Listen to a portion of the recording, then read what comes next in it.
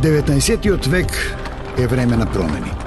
Време изродено од криза на идентитети и револуции, кои ќе ги разбудат духовите на минатите времиња и ќе подсетат дека храбрите умираат за својата слобода, а слободата е идеал само на малите народи. 19. век е време во кое ќе се изроди една подземна власт во срцето на Балканот, која што ќе ги разбранува чувствата на милиони луѓе во потрага по највозвишеното – слободата. Додека старата Европа закрепнуваше од Наполеоновиот хероизам, на Балканот се навестуваше мирисот на барут. Во вителот на револуцијата се раѓаа нови држави на територијата на гнилата империја, кои идеалот слобода ќе го заменат со пропаганда.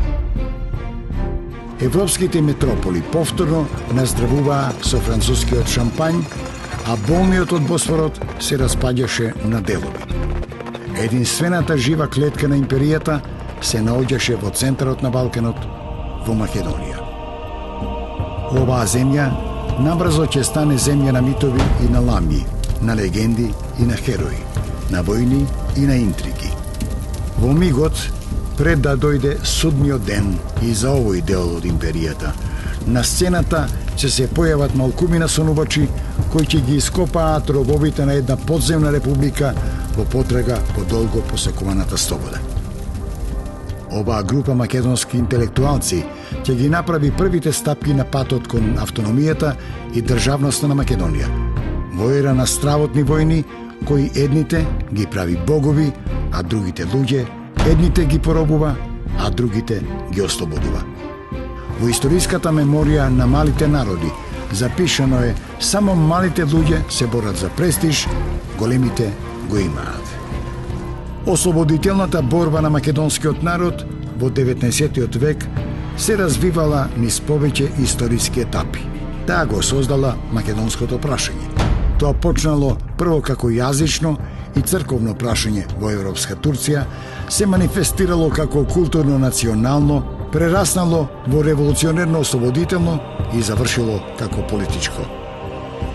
Јавната внатрешна промоција била направена од учебникарите со учебници на македонско наречје и од унијатското движење како масовна манифестација со учество и на надворешниот фактор, а по феноменот за основањето на бугарската екзархија од 1870 година, тоа станало и меѓународно. Бугарската екзархија беше формирана со султански акт во 1870 година. Тогаш македонците всушност беа измамени од руската политика и од бугарските правенци.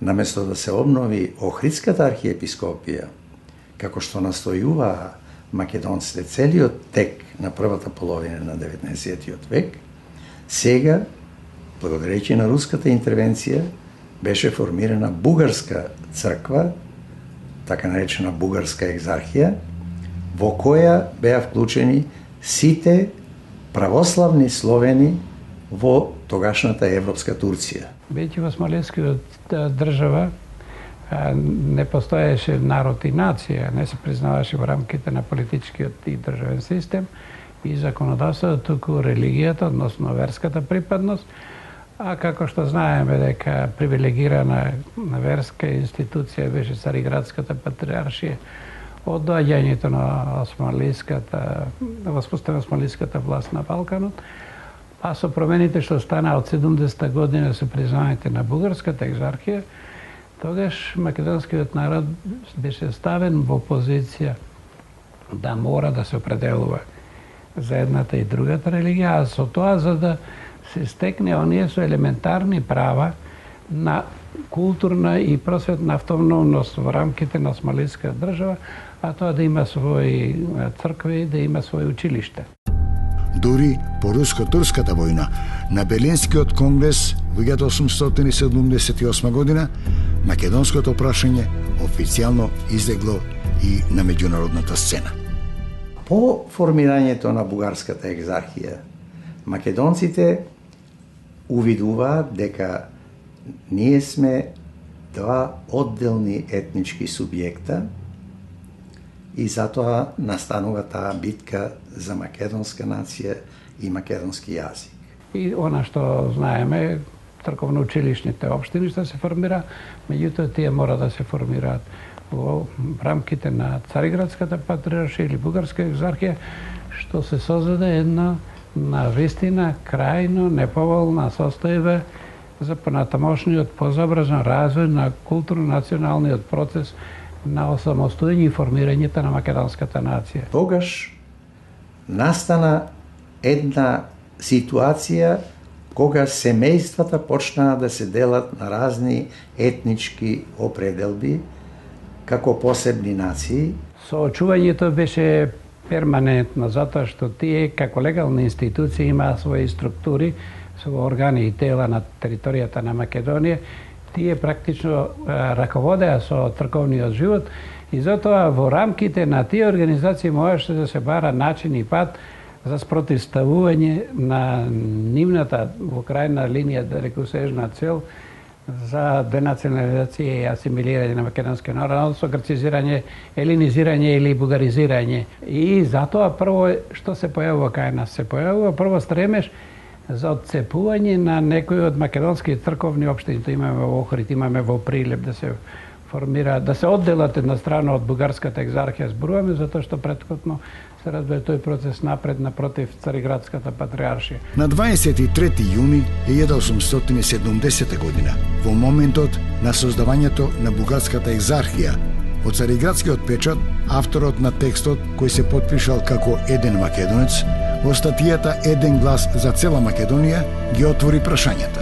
Не е срамота да ни кажат, барем да не си ја буфтаме главата суетно, да после да си имаме поголеми главоболија. Прашања македонски. Будењето на македонската национална свест во половината на 19. век е веќе сосема јасно изразена со огромна архивска и друга документација. А тоа пак резултира и со начините на дејствување. Од една страна, некои наши интелектуалци и други национални дејци, како на пример Ѓорѓе Апулевски, почнуваат да печатат книги на македонски јазик. Една година подоцна, по шумната полемика на Кузман Шапкарев и Григор Прличев со нивните бугарски опоненти, кога во вестникот Право било објавено и мислењето на македонските учители дека друго било бугарин и бугарски јазик, а друго македонец и македонски јазик. Меѓутоа, тој процес во известна смисла е прекинат со појавата на бугарската екзархија во 1870 година, затоа што еден дел од овие културни македонски дејци всушност беа абсорбирани од самата екзархија. Кон која црква припаѓате? Вие сте од таа вера, односно вие сте од таа нација. И така почна да завлегува бугарското име и бугарската свест преку образованието сред македонскиот народ. Таа настапувајќи дека словенскиот јазик е единствен за сите, успеа да им обезбеди работа на сите нив и ги вклучи во своите институции и на тој начин ги стави во еден друг колосек, во една друга линија, така што по појавата на екзархијата имаме едно привремено запирање на тој македонски процес, но тоа не значи дека процесот сосема згаснал. Во таа смисла најдобра потврда представуваат движењето за црковна слобода, особено пројавувањето и засилувањето на унијатското движење, оној втор бран на унијатското движење во 70-тите години. Тоа најдобро го одразува и видниот бугарски природбенски деец, писател, поет, публицист Петко Славејков во својата статија Македонскиот въпрос од 18 јануари 1871 година, каде што јасно и сосема отворено првпат проговорува за македонците и нивните стремежи во борбата за свој индивидуалитет и свој јазик. Славејко кажува, македонците ја посочуваат разликата помеѓу македонското и горнобугарското наречје, од кои првото е поблизу до словенскиот јазик, а второто било помешано со татаризми и друго. Според тоа, значи, имаме една пројава на македонска национална свест и обиди за пишување на родниот македонски јазик. На 18 септември 1872 година во весникот Право, учителот Венијамин Мачуковски во огласот за подготвената граматика на македонското наречје објаснува дека изучувањето на бугарската граматика во македонските училишта е еден од најтешките предмети за учениците, заедно со тоа и најбестолковен. Тој им одзема доста долго време и тоа не пречи пак да немаат поим од граматиката. Тоа произлегува од несообразеноста на граматичките форми на досегашните издадени бугарски граматики со оние на македонското наречје. еден од преродбениците во македонската историја, Ѓорѓе Пулевски, во тријазичниот речник во 1875 година запишал: И македонците се народ, и местово нивно е Македонија. Нашето отечество се велит Македонија и ние се именуваме македонци.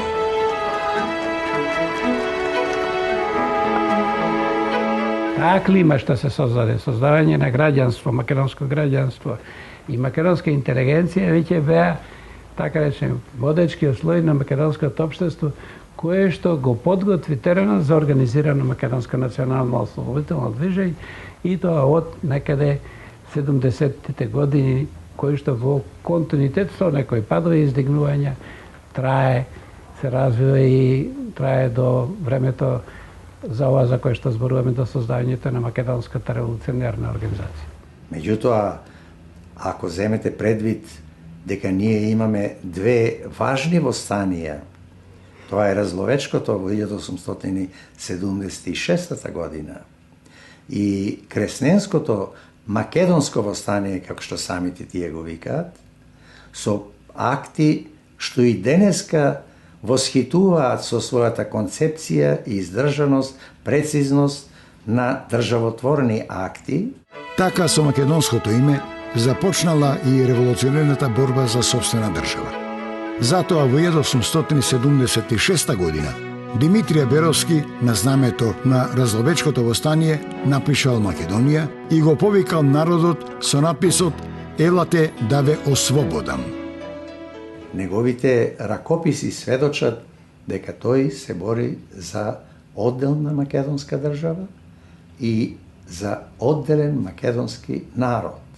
Според тоа ги одредува и границите на Македонија и односите со соседите, што е многу битно.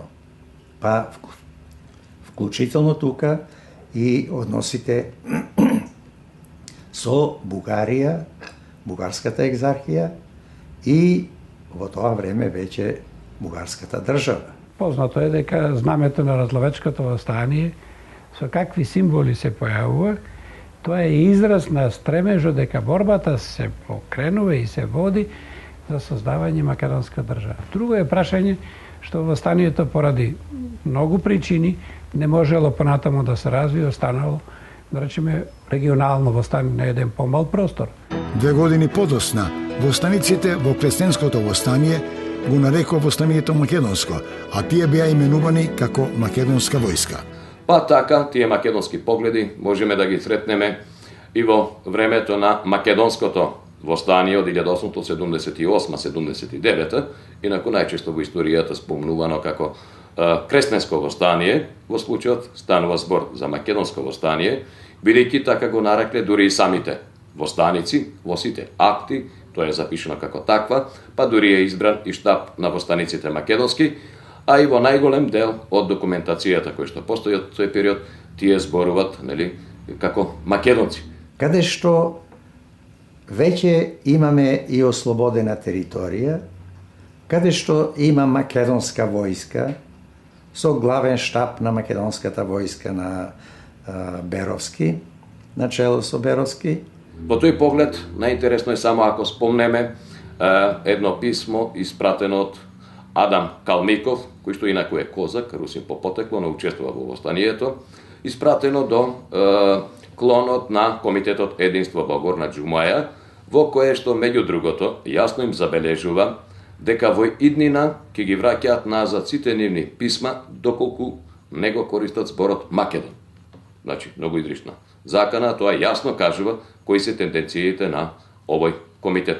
Во уставот на Македонскиот востанички комитет јасно се определува дека нивната цел не е никаква тајна.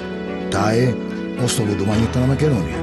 Зашто во востанието учествуваат луѓе од самата Македонија, кои се чувствувале македонци. Меѓутоа и ова востание заврши неуспешно, а од друга страна, дури и да имале поголема моќ востаниците, меѓународната политичка констелација во тој момент не допуштала никаква промена на состојбите во Македонија.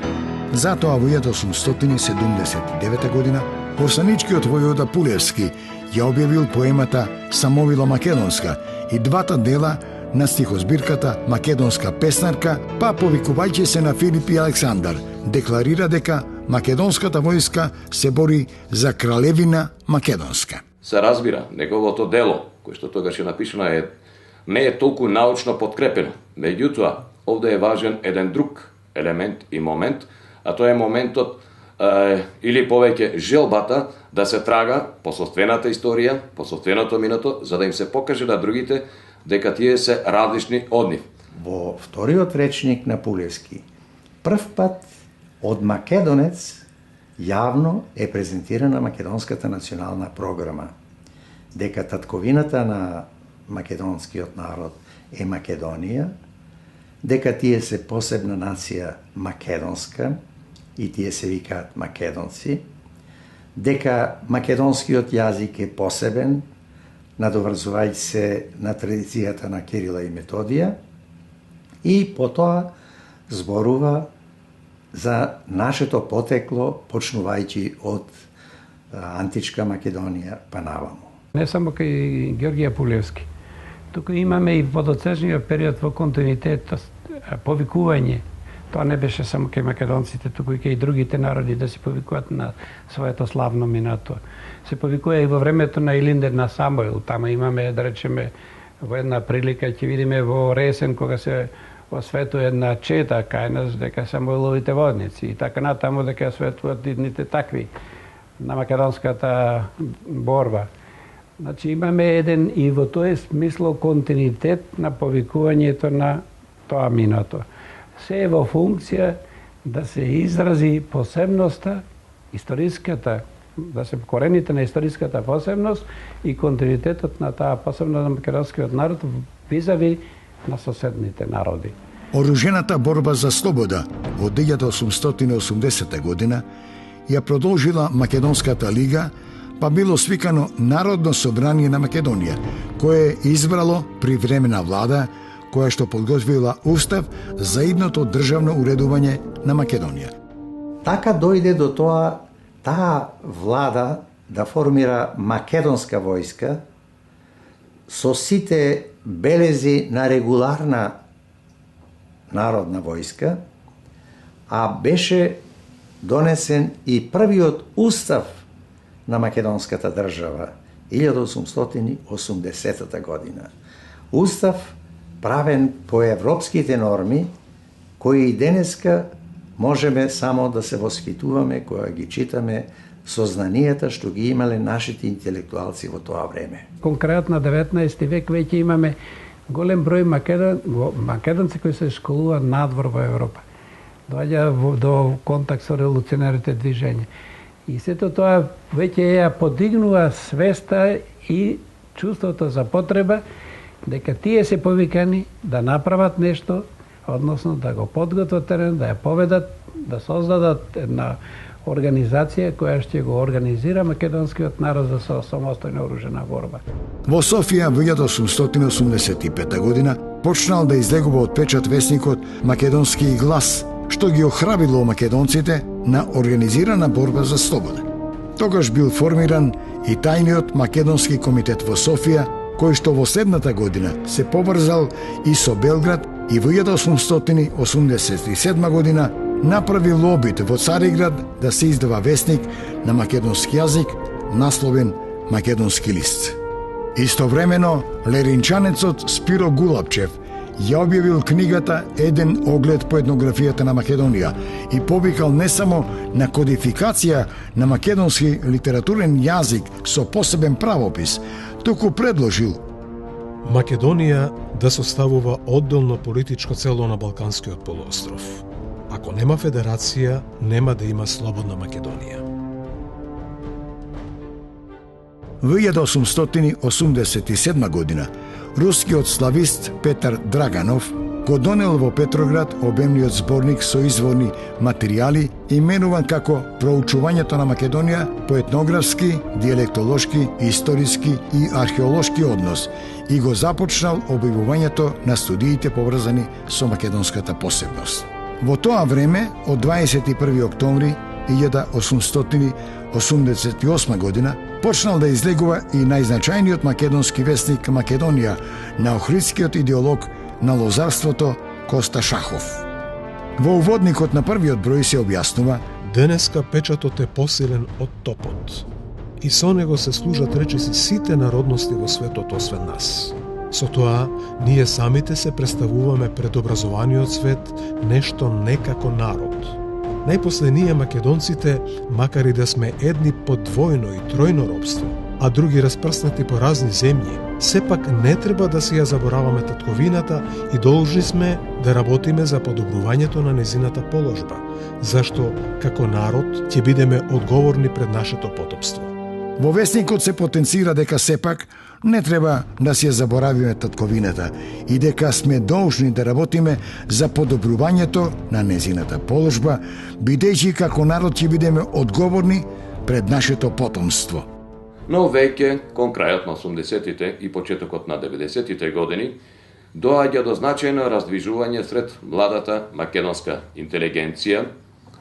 При тоа мора да познаеме дека тоа е интелигенција која што првенствено произлегува од бугарските училишта во Македонија, односно од екзархиските училишта, каде што систематски им се наложува тие да се чувствуваат како бугари, им се наметнува бугарскиот јазик, но токму во тие средини всушност ќе започне отпорот против таквото настојување однадвор.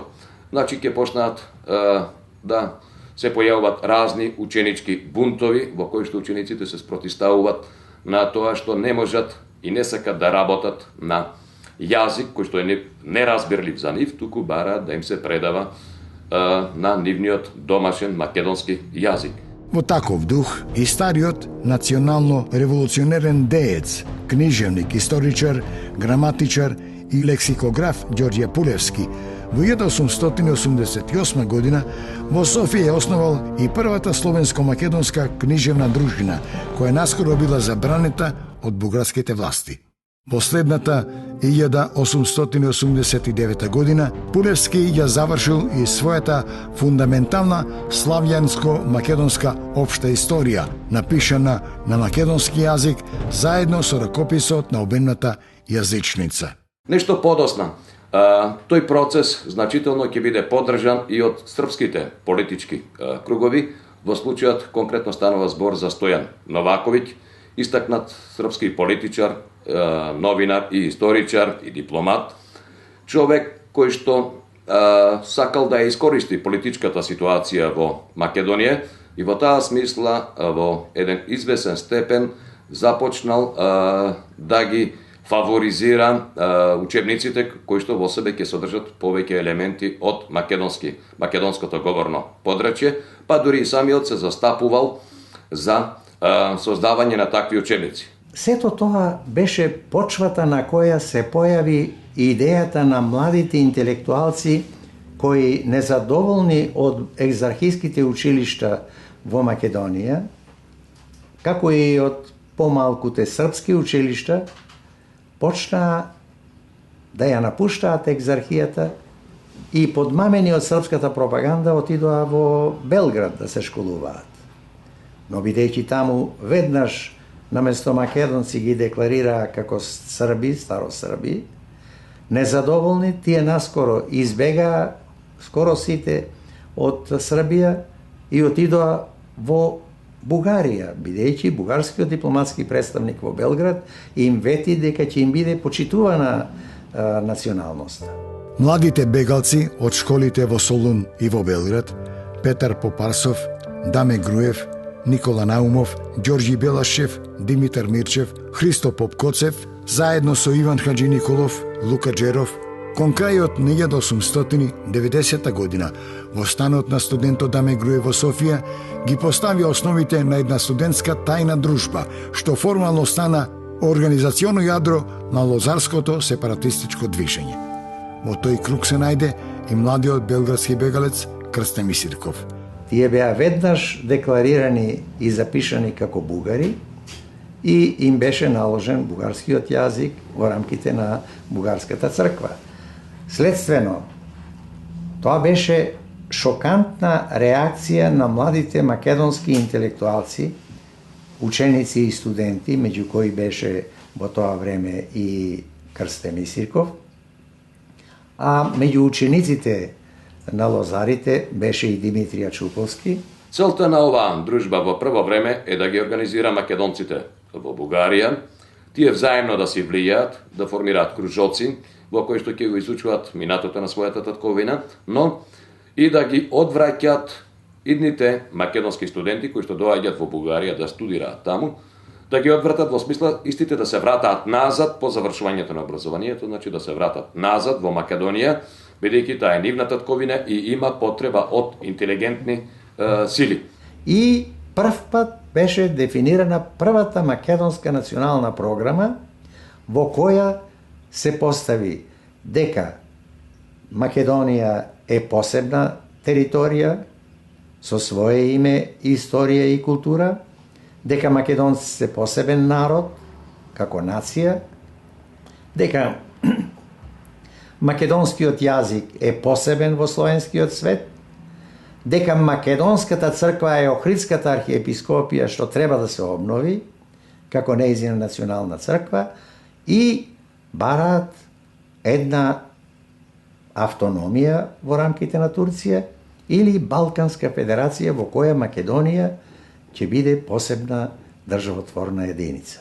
Кон крајот на 1891 и почетокот на 1892 година македонците во Бугарија се организираат во млада македонска книжевна дружина, која што си го додала епитетот книжевна со цел да ги избегнува политичките прогони од страна на власт. Дружината почнала да издави свое списание, кое што го носи символичното име Лоза, што всушност значи дека да си ги побарат назад корените.